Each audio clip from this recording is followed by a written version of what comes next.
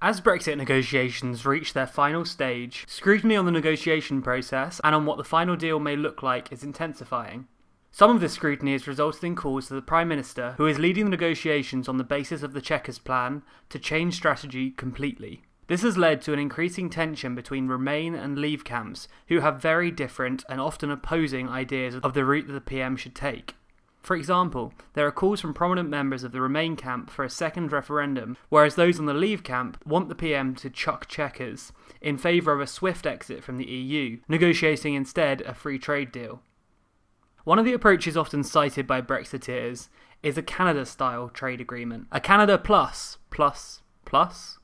Prominent Brexiteers such as Boris Johnson and David Davies have even gone as far to say that this approach would be easy given the fact the UK is already a member of the EU. But what is a Canada-style free trade agreement, and is it feasible? In order to answer these questions, we must first look at the agreement that Canada has with the EU.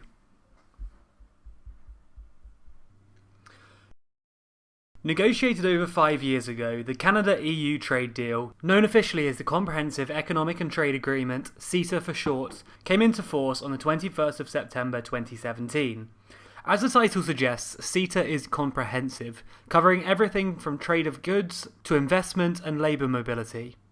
The objective of CETA, as stated by both the EU and Canada, is to liberalise trade borders between the two countries, with the hope of increasing trade. Let's take a look at how it achieves this. First of all, tariffs on 99% of EU and Canadian goods will ultimately be eliminated. This includes industry tariffs, tariffs on the trade of fish, and tariffs on agricultural products, including the ones you see on screen now. Secondly, CETA relaxes some of the regulatory barriers for foreign investment. For example, Canada will allow EU investors to acquire Canadian firms up to the value of 1.5 billion Canadian dollars without government review, instead of the previous value of 354 million Canadian dollars. It also simplifies the investment dispute procedure in case of a trade dispute. And on services, particularly management and financial, CETA sets out guarantees from both sides that the regulatory framework will not become restrictive for the other party in the future. Finally, and in addition to all of that, CETA creates new provisions for government procurement, intellectual property rights, and geographic indications. It also, and pioneeringly so, sets out agreements on sustainable development and trade, including environmental and labour standards. So if this agreement, dubbed by the EU as the most comprehensive trade agreement ever agreed between the EU and a third party, is to form the basis of a post-Brexit EU-UK relationship, what might the so-called Canada Plus deal entail? Well, let's start with the easy things. On goods, it's likely that the provisions set out by CETA will be replicated. That would mean that 99% of tariffs and quotas on all goods traded between the UK and EU would eventually be eliminated. An area where quotas may remain is in the fishing industry. This seems logical, with exiting the common fisheries policy and taking back control of British waters being a key argument put forward by the Leave campaign. However, given the importance of British waters to EU fishing vessels, the EU is likely to want to negotiate preferential access of some kind. Now let's move on to services. This is where things become more difficult. The original CETA deal, which the new Canada Plus deal would be based upon, doesn't cover services in very much detail, and certainly doesn't remove any barriers in trading services. All it does is provide a guarantee that the regulatory environment will not become restrictive for services. This is a concern for the UK, as more than 79% of the UK's GDP comes from the service sector. Moreover, financial services alone account for 65% of the UK's GDP, providing 1.1 million jobs and contributing £118 billion to the UK's overall output. Proponents of a Canada Plus deal argue that the plus refers to a bespoke deal on services and will ensure that the UK's financial sector continues to have access to the EU markets. Though the details on how this deal might materialise are lacking, we can take a look at the current agreements to get an idea of what would need to be negotiated. Currently, UK firms in the financial sector have access to EU markets through passporting rights. These rights enable firms in any EU or EEA state to trade freely with any other firm in an EU or EEA state, without the need for additional authorisation. This allows firms to send employees to or do deals with clients in any other EU or EEA state for the purpose of providing financial services. However, these rights are based on a single rulebook for financial services in the EU and EEA. Therefore, in countries outside of the EU and EEA, so-called third countries, of which the UK will be part of given the government's insistence that the UK will leave the EU and EEA, these third countries do not have passporting rights available to them, but can, in some cases, qualify under the EU's third country regime for limited access to its firm's services. In order to qualify, the third country must have a regulatory regime accepted by the EU as equivalent to EU standards.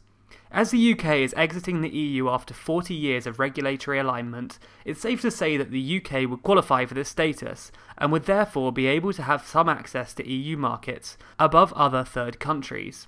It must be noted, however, that this access is less than the access provided by the UK's current full membership. Although the third country regime provides a good starting point, the UK would still have to negotiate extra provisions in order to maintain its current access to EU financial markets. Last but not least, and what might end up being the most complicated and significant issue to be resolved, the Northern Ireland border.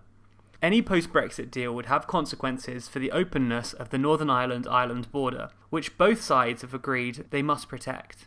This shouldn't need saying, but Canada does not have a land border with the EU, so CETA doesn't cover any such issue. This again would have to be negotiated as the plus or bespoke part of the agreement. The ERG, a group of Brexiteer Conservative MPs chaired by prominent Leaver Jacob Rees-Mogg, endorsed a proposal published by the Institute for Public Affairs, which suggests using technology and trusted trader schemes to ensure that the checks on goods crossing the border do not have to be carried out at the border, therefore eliminating the need for physical checks at the border. Let's take a look at how this might work. A company transporting goods from Northern Ireland in the UK to Ireland, part of the EU, would need to fill out a customs declaration electronically. The company would then ensure that the goods or the vessel in which the goods are being transported are correctly marked so as to be identifiable. Electronic sensors could then read these markings from a distance and confirm that the goods were authorised to cross the border. Alternatively, the company could apply for the designated status of a trusted trader. This would mean that the company would have to adhere to the regulatory standards of the EU, but as a result, there'd be no requirement for checks at the border.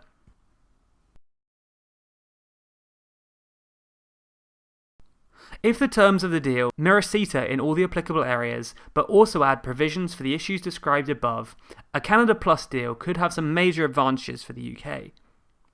First and foremost, the UK would no longer be part of the single market or customs union, which means that the UK would no longer be bound by its rules such as the freedom of movement, and will have the ability to negotiate similar trade deals with other countries around the world. Despite this, a Canada Plus free trade agreement would allow the UK to continue having a close trading relationship with the EU.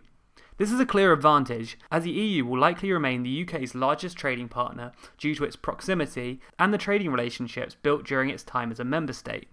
Finally, customs technology could make the border between Northern Ireland and the Republic of Ireland invisible, allowing both sides to uphold the agreement of guaranteeing no return to a hard border as set out in the Good Friday Agreement.